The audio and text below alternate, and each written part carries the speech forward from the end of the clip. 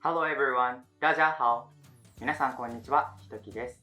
今回の動画が僕の初めての動画になります。僕のチャンネルでは日本語のオノマトペを紹介したいと思います。なぜオノマトペが大切か。それはオノマトペが日常生活の中でとってもよく使われるからです。そしてそのオノマトペは他の言語では表せないからです。つまりオノマトペを勉強するためには実際にその音や感覚や物の様子などを体験する以外にはありません。例えばふわふわと柔らかいは違います。つまりオノマトペを理解することができれば日本人と話すときに日本人の話す細かい表現や些細な表現、それを心で感じることができます。ですのであなた一人だけでも僕のチャンネルを見てくださればとっても幸せです。それではあなたを感覚の世界へお連れします。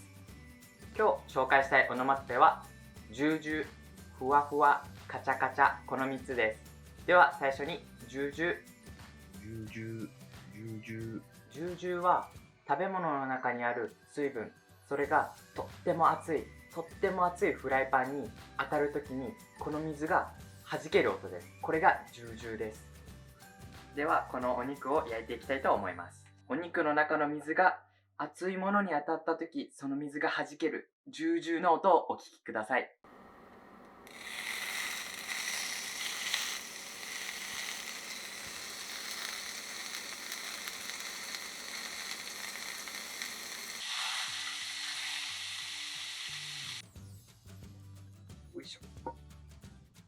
ジュージューの音聞こえましたか？2つ目はふわふわです。どうぞ。ふわふわ、ふわふわ。ふわふわのイメージはふわふわっていう時に口の形もふわふわ、この柔らかい感じがふわふわです。ふわふわは日常生活の中にもたくさん溢れています。例えばこれもふわふわです。なぜならこれを押した時にゆっくりゆっくり返ってきます。ゆっくりゆっくり返ってくる、この感触がふわふわです。ですのでこれもふわふわにもなります。ふわふわについて説明していきたいと思います。さっきスーパーに行ったらたくさんのふわふわのものを見つけました。でももともとふわふわはこれから始まりました。綿菓子。じゃあこの綿菓子を開けていきたいと思います。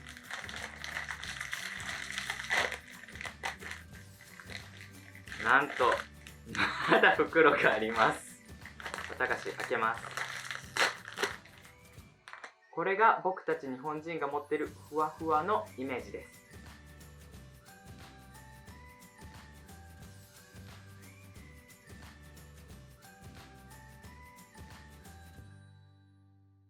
まず一つ一つ見ていきたいと思います。まずはこのバームクーヘンからいきます。このバームクーヘンもさっきのイメージと似たところはこの柔らかい、でもちゃんと押した時にこう少し返ってくる、これがふわふわのイメージです。では次にマシュマロに行きたいと思います。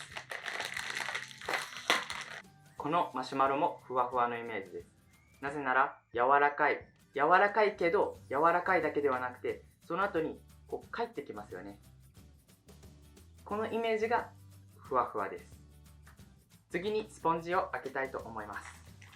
食べ物だけではなくてこういったものにもふわふわというものは今使われています。実はスポンジもふわふわという言葉が使えます。なぜならさっきと同じく押した時にへっこんではまた戻ってきて、押してはまた戻ってきて、この綿菓子のイメージと同じようなこのイメージ、それこそがふわふわです。3つ目はカチャカチャです。ではどうぞ。カチャカチャ、カチャカチャ。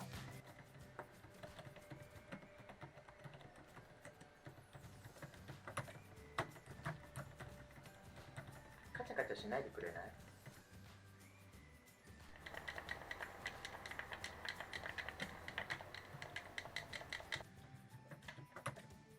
カチャカチャうるさい。お前がカチャカチャしてるんだろう。カチャカチャは今では鍵だけではなくゲームコントローラーを叩く音やパソコンを打つ時の音などにも使われています。カチャカチャのイメージは例えば鍵を使って物を開ける時です。例えば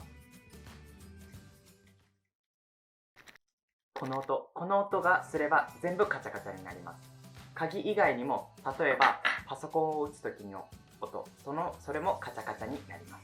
なぜなら鍵の音もパソコンの音も同じカチャカチャカチャ、この音が聞こえます。ですのでカチャカチャです。どうですか？オノマトペの世界は少しでも分かりましたか？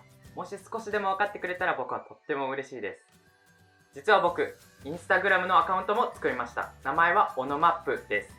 もし僕が紹介したオノマトペを日常生活の中で見つけたら、ぜひハッシュタグオノマップをつけて投稿してください。よろしくお願いします。あとぜひいいねとチャンネル登録の方もよろしくお願いします。Thanks for watching. 谢谢大家来看我的频道。皆さんありがとうございました。